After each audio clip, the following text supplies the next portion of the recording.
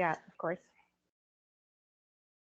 I think now it's much better. Perfect. All right, sounds great. So, I hope I have good shot. Yes.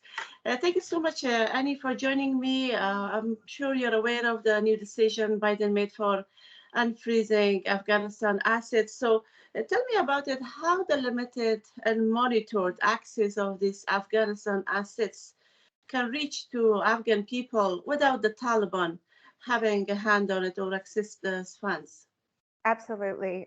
So the decision made on Friday by the Biden administration roughly splits in two the $7 billion of sovereign assets that were in reserve in the US.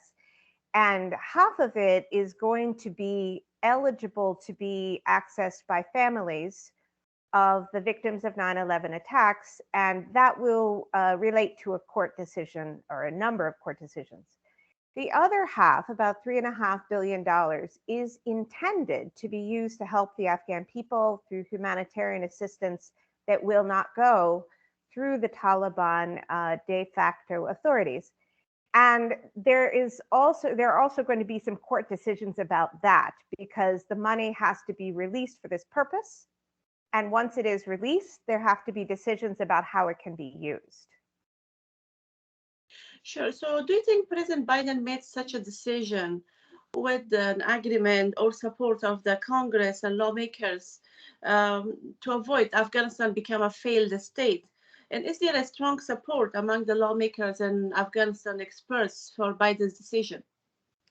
Well, I think to answer your second question, no, there is not a strong support for the decision. Although in some cases, I think people are reacting uh, to the outline of the decision. The details are very complicated, and everybody is still taking some time to understand the details, how it would be implemented.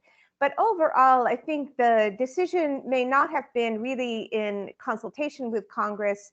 There are lots of equities, lots of things that Congress may feel about this. On the one hand, they have traditionally supported the families of 9/11 victims. On the other hand, they are very aware of the acute needs of Afghans. And I do think the one thing that everybody agrees with is the money should not be going directly to the Taliban. I think the real problem from Congress and other people is it almost seems like the money won't go to Afghans. You know, whether or not it goes to the Taliban, it should certainly go to Afghans. And at least half of the money, it seems, might not end up with Afghans at all. So the current decision believed to be taken as a solution, as you mentioned, to ease the imminent suffering of Afghan people. So do you think the Taliban will adjust its behavior as expected by the US and international world to respect the women's rights and human rights? I see no evidence that the Taliban is adjusting its behavior at all. It is very, very unfortunate. They are being even more bold in their violations of human rights in terms of disappearances and arrests and beating and torture of women activists, journalists, and others. I think that it's possible on one area of human rights, which is access to school, that the Taliban may, in fact, be closer to making a good decision about allowing women and girls, or girls in particular, access to school. But the human rights of people who oppose the Taliban, those rights are being violated every day. And I don't think this decision is going to really make a difference. So after 6 months of Taliban ruling the country, how do you assess the situation? And do you think the Taliban, as you mentioned, will uphold their commitments to let women go back to schools, universities, as they promised in early March, or let the women go back to work? So do you think they will uphold their commitments? At this moment, I think the closest they will come is allowing girls under the age of 12 to attend school starting in March. But I don't think that they have felt themselves to be really bound by anything that they say. They've been famous for saying things in public and in international gatherings that actually has no evidence on the ground of being complied with. So I would say personally, I believe that maybe girls under 12 will get to go to school, but older girls and university students, I would love to see that, but I would only believe it after I see it. Sounds great. I'll ask another question. I'll record you by yourself. It's for a package, if you don't mind. Just last question. Sure.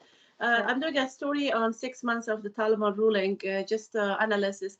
So, Annie, you have followed up on women's situation in Afghanistan, and for the past 6 months, do you see like really great progress or any progress for Afghan women under the Taliban? And how do you see the situation unfolding? And what's your expectation, let's say, in future from the Taliban? Unfortunately, the 6 months that the Taliban have been in charge have been a disaster for women on many levels. Economically, women who were going to work, earning a salary, supporting their families have not been allowed to do so. It is a disaster overall economically because the Taliban has been unwilling to negotiate and work with the international community to allow humanitarian aid and economic assistance everywhere it is needed. And I think it has also been a disaster politically because women who protest on the streets, in their homes, on social media, have been targeted for repression. I can't think of really anywhere that this 6 month period has been acceptable in terms of human rights for women. Sounds great. Thank you very much. I appreciate it because it's going to be part of a different package. Thank you so much, Annie, for joining me. I appreciate it. It's a You're Sunday. Thank you welcome. so much for this. You No take care of problem. yourself. Thank You you. too. I'll be in touch and send you the link.